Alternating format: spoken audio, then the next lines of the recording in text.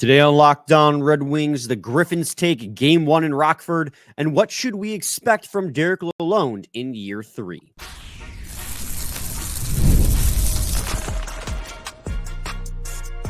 You're Locked On Red Wings, your daily podcast on the Detroit Red Wings, part of the Locked On Podcast Network, your team every day.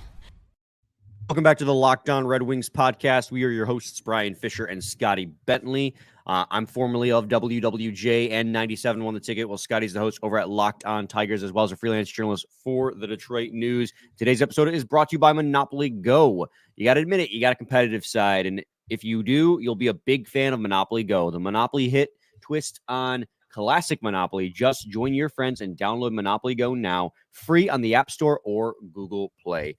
Scotty, got a full episode for you because thankfully the Griffins made the playoffs. One of these teams made the playoffs, so we can break that game down very briefly. We're not going to spend all 30 minutes on it because I know that not all of our listeners care about the Grand Rapids Griffins, but a chunk of you guys do. And then we'll also talk about the new prospect who signed his shiny entry-level contract yesterday on Sunday. And then, of course, we'll talk expectations of Derek Lalonde in Year 3. But first, I want to lead off happy Monday, Scotty. Welcome back. But I say welcome back to you, but I'm the one who's back. But happy Monday nonetheless.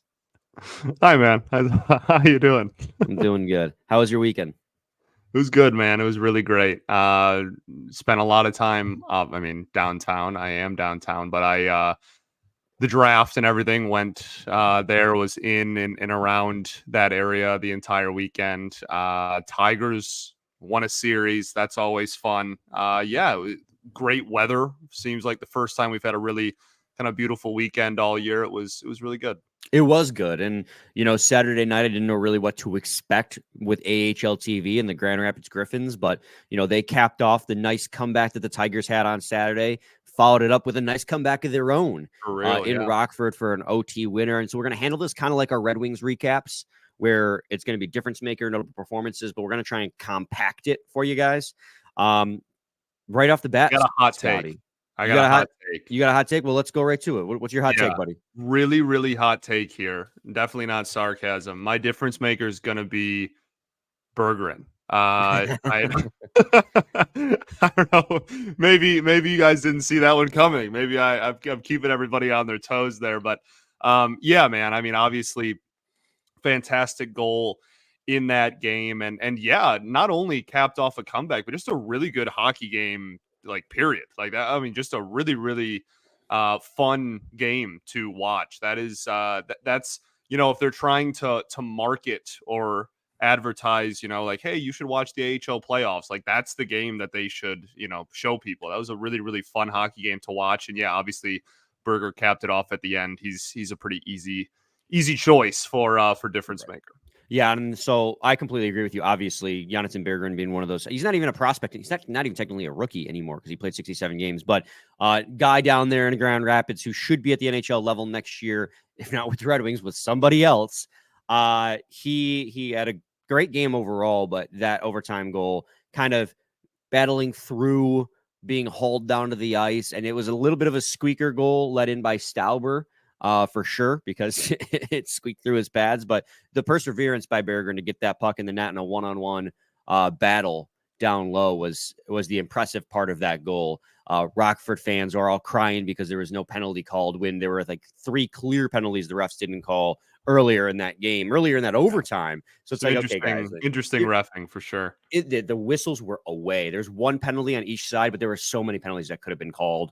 For sure, Jonatan Berggren. My difference maker, Sebastian Cossa. He wasn't super tested in this game. He allowed 2 goals on 22 shots, so I think a 9-10 save percentage if you did the math for him in this game. But it's not about the volume, it's about the quality of the saves that he made. He made, especially early on, Rockford pushed early in that game, and he made some big-time saves, which is exactly what I want to see out of Sebastian Cossa, right? We've talked about slow start, progressed, gets good, and that's how he did it in the season. But I wanted to see if he could be that guy at the playoff level. And in the first game, he was. The 2 goals that he allowed were through no fault of his own.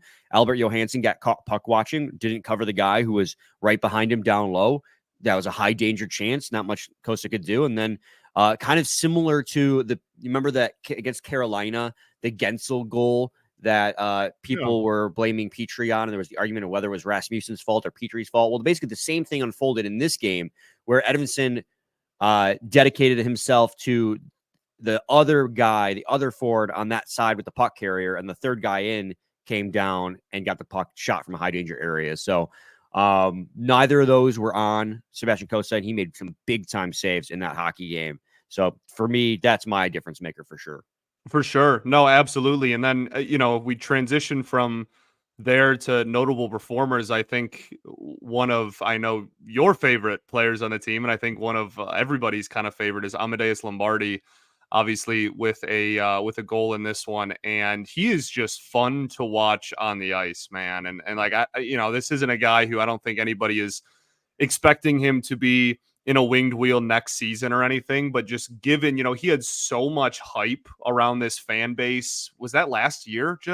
Yeah, part of that might have been our fault too, because we were like, look at this kid. He's got like 80 goals. Well, no, but like, yeah, for sure. But like everybody, right, was just like, he was putting up a staggering amount of points, and it was hard to just ignore.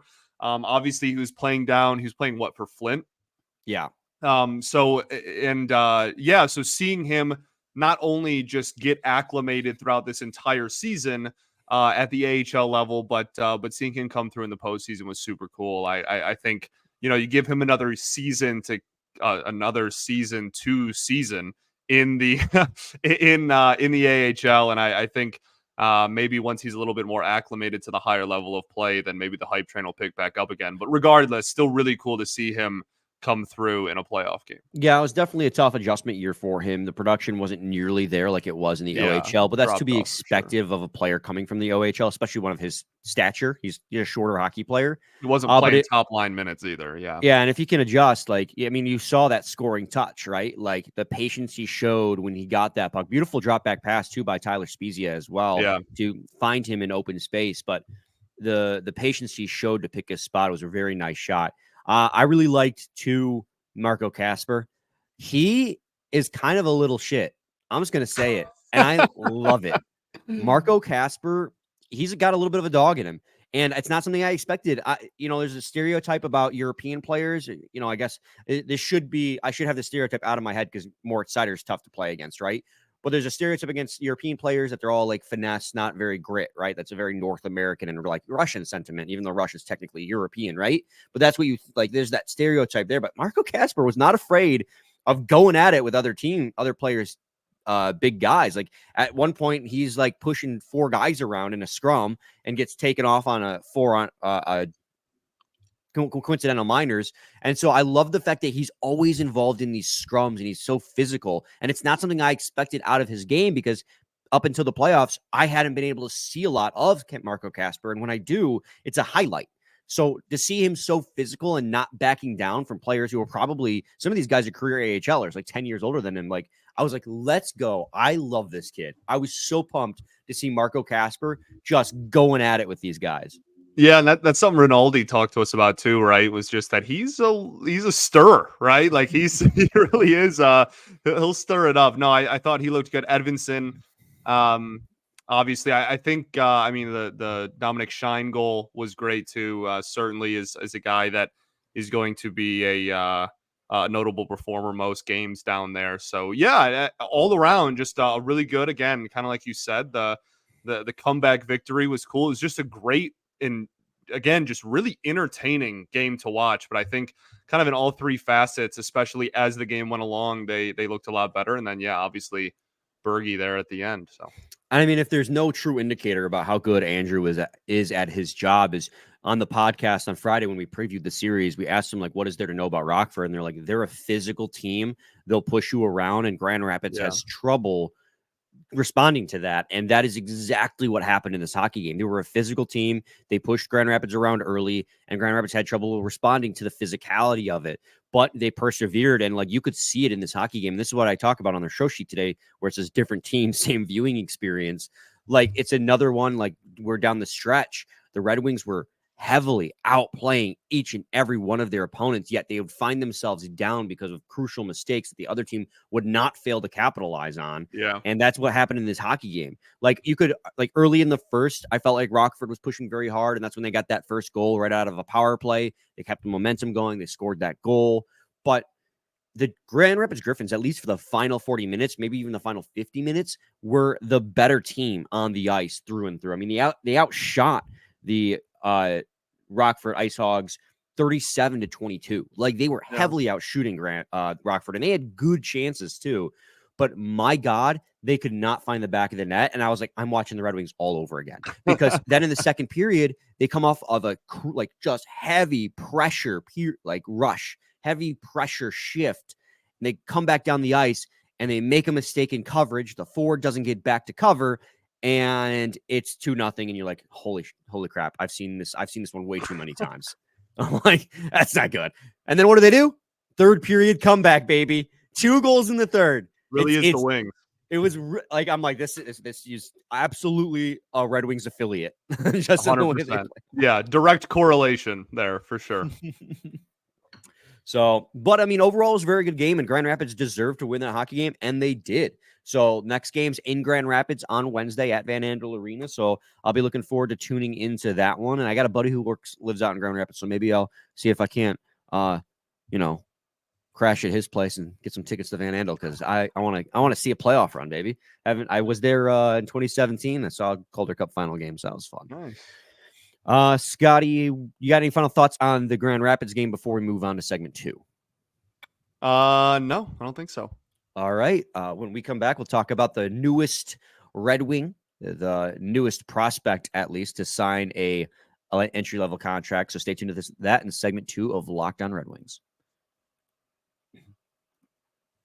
Got to talk to you guys today about FanDuel. It's playoff time in the NBA and NHL, and the Capitals have been swept by the New York Rangers. You hate to see it. Baseball is in full swing, and FanDuel is your place to bet on every game. Right now, new customers get $150 in bonus bets guaranteed. That's $150, win or lose. Bet on everything from slap shots to home runs and slam dunks, all on an app that's safe, secure, and easy to use. What are you waiting for? Visit FanDuel.com/lockedon and make your first bet an automatic win. FanDuel, America's #1 sportsbook. Also got to talk to you guys today about Gametime. Gametime is an authorized ticket marketplace of the NBA, which makes getting playoff tickets even faster and easier. Prices on Gametime actually go down the closer it gets to tip-off. And with last-minute deals, you can save up to 60% off buying last minute for sports, concerts, comedy, and so much more. And you save even more with exclusive in-app deals on select seats of the game or event. And with zone deals, you save even more when you choose a section and let Gametime choose the seats. All-in pricing by toggling this feature shows you the total upfront with no surprise fees at checkout. And get a panoramic view from your seat in the app before you buy. And the lowest price guarantee means that Gametime will credit you 110% of the difference. And if your purchase is covered with the most flexible customer service policy in the ticketing industry with that Gametime ticket coverage. Take the guesswork out of buying NBA tickets with Gametime. Download the Gametime app, create an account, and use code LOCKEDONNHL for $20 off your first purchase. Terms apply. Again, create an account and redeem code LOCKEDONNHL for $20 off. Download Gametime today. Last minute tickets, lowest price guaranteed. Segment 2, Locked On Red Wings podcast. Scotty and I are going to transition now into talking about a 2023 second-round pick that recently signed a entry-level contract with the Detroit Red Wings, and that would be Andrew Gibson of the Sault Ste. Marie Greyhounds of the OHL. He had 44 points in 68 games, and most importantly, out of any of this, he's not just a defenseman, Scotty. He is a right-shot defenseman, and he, like all Yzerman draft picks, seemingly is a big boy, 6'3". So, I mean, he's going to rejoin the Grand Rapids Griffins for an amateur tryout for the remainder of the season. And I think that's the most interesting part about this, Scotty. It ain't working for you, buddy. It is. All right. The most interesting part about this is whether or not and when he'll get into a game for the Grand Rapids Griffins. I mean, this is a playoff run for them. and introducing new, fresh blood to play his first professional game would be hard to do, especially on a back end that's pretty crowded already. Yeah, no, I think the fascinating thing about this is looking ahead to this fall, because again, we've talked so much about um the blue line at the NHL level, right? And the ripple effect that that is going to cause, right? All of the presumed turnover that the blue line is likely going to have between just, the dead money that we talked about. We had that conversation more in depth last week, but I mean, all of that along with then obviously the youth that is either fringe NHL ready or just straight up NHL ready at the AHL level, and some of those guys, Edmondson, etc., that may move up. I think there's just going to be a lot of movement on the blue line, kind of just top to bottom throughout this entire organization. I think that this is kind of one of the telling signs of that. But yes, obviously right side, which is a really big deal. Guy that has played a lot on the penalty kill as well, which is always a good thing to kind of highlight too. So yeah, no, I think just really the biggest thing for me is, again, just the amount of movement that we're probably going to see throughout all levels at the blue line.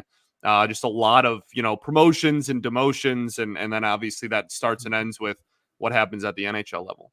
Yeah, it's really interesting. And I'm not going to lie to you guys. Like, this is a prospect that has certainly flown under my radar this season. Most people's. Right. Like, I don't pay too close of attention to the OHL. It's mostly like Axel Sandin Pellikka, Trey Augustine, Michigan State, high-profile university, gets a lot of coverage in the state of Michigan. So Andrew Gibson's not a guy I've closely followed, so I was shocked when I remember when he was drafted, a lot of it was like that was kind of a reach by Yzerman, taking Andrew Gibson there, but he was good this year. He more than doubled his point production from the back end from the year prior. Year prior he had 21 points in 45 games. This year he had 44 points in 68 games. So obviously he had 20 more games to do so, but doubling your point production in that span, that's still points per game. That's a huge uptick.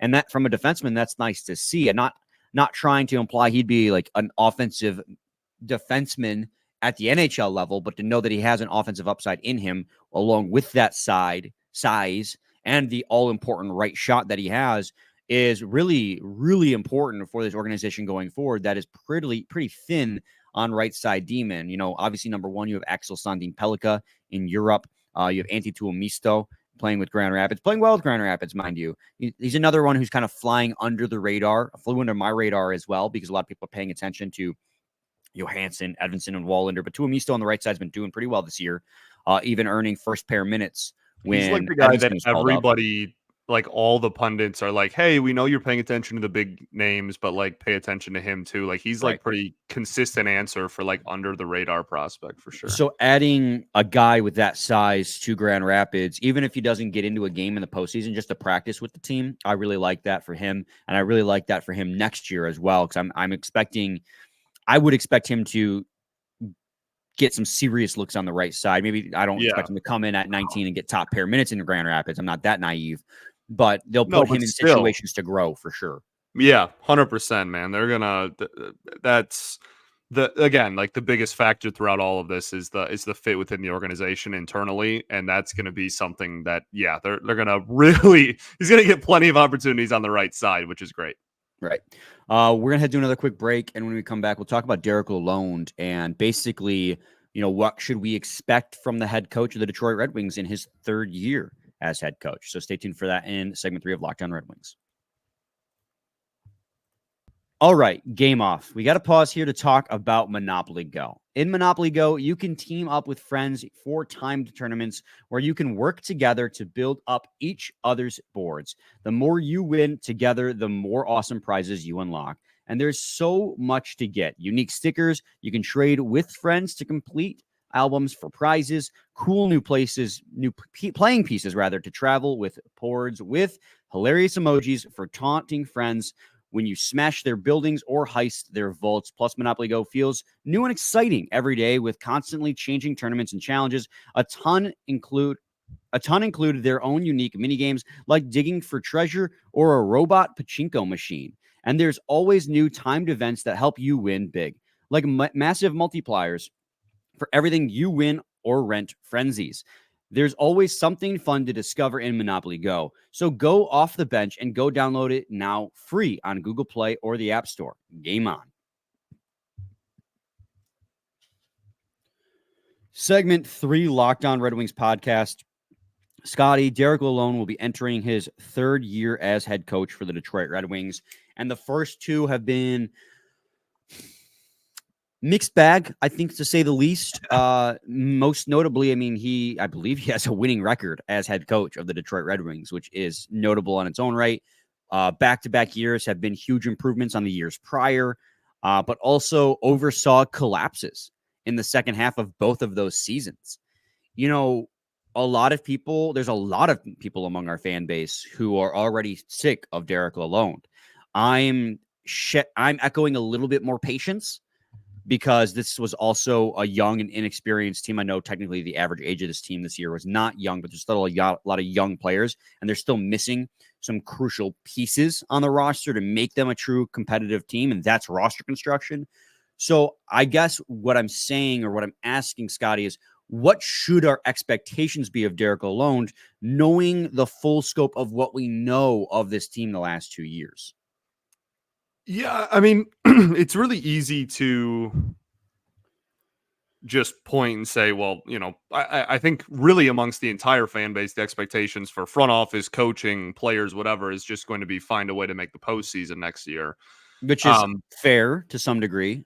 No, I completely agree. I think that should be the expectations given the progression that this team has seen over the last, date back to Yzerman's entire tenure, really. But I think, a little bit more kind of X's and O's and like on the ice. I think, again, really easy to just say, like, how about we don't have a monumental collapse like we have each of the last 2 seasons? But I think really we talk so much about the Lalonde system. Like that's been such a trigger phrase, right? In his tenure, as everybody talks about Lalonde system. And I think seeing that again, just like take another step forward, seeing that be utilized isn't the right word because they're obviously utilizing it, whether it's good or bad, but like seeing that the implementation of that be more and more successful. And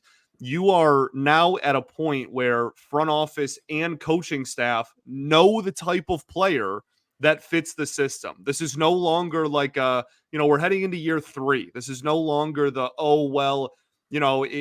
let's see how this player X does in this system. Like, no, like we should know. We should know a player's profile and be able to understand, okay, that's going to fit the system, that's not. And I think a lot of this falls defensively, right? And that's, again, kind of easy to say, just given the fact that the offense was pretty solid. They got some pretty good depth scoring this season, obviously top to bottom. But I think because we heard when he was brought in that his system was defensive oriented, now we're all waiting and going, okay, well, sure, an upgrading goalie would help. And sure, like increased talent on the blue line is going to help. All of that is very true, but defensive play from forward specifically has been so hit or miss, is putting it probably nicely, in the Lalonde tenure, that I really feel like defense is going to be the point that's really driven home. And if you have a good defensive system, you can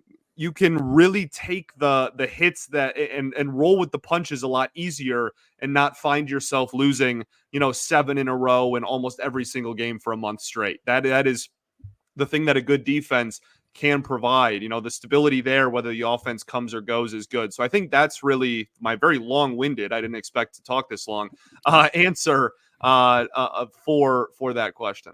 No, and I think you nailed on it too. I mean, it's something that Steve Yzerman brought up in the postseason media availability, is like he said that about Derek Lalonde, that the team plays for him. They play hard. There's compete there, and that's always like what you need to see. But then he's like, but the team needs to play better defensively. And it's very true. And we covered the game, every single game for this team, and we're very well aware. A lot of it is forwards not, either buying in or not having it imbued in their skull yet on a subconscious level that they need to back check and be in position, because there are a lot of times where you watch goals on replay and you go, it's actually a forward F up, right? Like the forward didn't get back to where they were supposed to be to cover. And it's like, it's not just a system thing. Some of it's like hockey 101 stuff, right? Like we talk about Daniel Sprong and how he would float. I mean, Patrick Kane, as much as we love him, we know he's a defensive liability, but would float near the blue line or sometimes cheat out for a breakaway. And, that's just not acceptable 24/7, not trying to I'm not bashing Patrick Kane. He was a point per game. But I'm talking on a team level. A lot of the forwards would do this. And, if Derek Lalonde is a defensive-minded coach and this is the system he's going to be running, he's got to be able to get the players on the team to buy in, because it's not that when the team was on, let's, for instance, on the 6-game winning streak, and in January and February, we talked a lot about how they did such a good job of suppressing high danger shots. They were one of the best teams in the league at it, despite a lot of their other metrics having them at the bottom of the league. The reason why they were winning was timely depth scoring and the fact that they were suppressing high danger shots. That's how it was built to be this season. But then when it went bad fast. Players began abandoning their assignments, and they allowed a lot of high danger shots, and Moritz Seider talked about that. He said sometimes it felt like they were doing a great job at that, and then when the wheels fell off, just constantly high danger opportunities right out in front, and that's when they would lose hockey games. And that's partially on head coach Derek Lalonde, and he even mentioned the team is fragile when they were in that losing streak. This is a fragile hockey team right now mentally. So that's where, and I agree with you, that's where it comes in year 3 with Derek Lalonde, is not so much, definitely, yes, the defensive aspect of it, but also the consistency of it, because we saw how good it can be when it works. And if this is the system you're going to be running by year 3, when with a roster that's aiming for the playoffs, it has to be far more consistent than it was, because we saw it, and we just joked about it in segment 1 with the Grand Rapids Griffins, right? You'd dominate. One crucial mistake, and it's game over. And that's what was happening down the stretch. So it's not just the fact that they have to be better defensively, but they have to be better defensively more consistently. And that's what I need to see out of Derek Lalonde in year 3. And if that doesn't work, if they miss the playoffs again, then we're having a serious conversation about it might be time to get a different head coach, because this system might not be working. And I don't think that that's too brash to say, because this will be that'll be year 6 of Yzerman's rebuild, and the team with a much more competitive roster aiming to make the playoffs here sooner rather than later, even if they won't admit it, because they're smart and they won't admit it to the public, because then that opens you up to scrutiny, or even more scrutiny than you probably already are. It should be to make the playoffs at this point. You missed the playoffs on a tiebreaker this year. That's it. Yeah. No, it absolutely should be the postseason. I think that's a really good follow-up point too, is just, the consistency aspect of it. And it's they crumbled at the most important point of the season each of the last 2 years too, right? That point of kind of no return, right? The point of either you're gonna take off and you're really gonna catapult yourself into being a solidified playoff team, or you're gonna crumble and fall out of the race. And they fell apart at that exact point 2 years in a row. So I think, and also just, and this is, I don't know if smaller is the word, but I love Dylan Larkin more than life itself, but there is no reason that the team should be that bad without him in the lineup.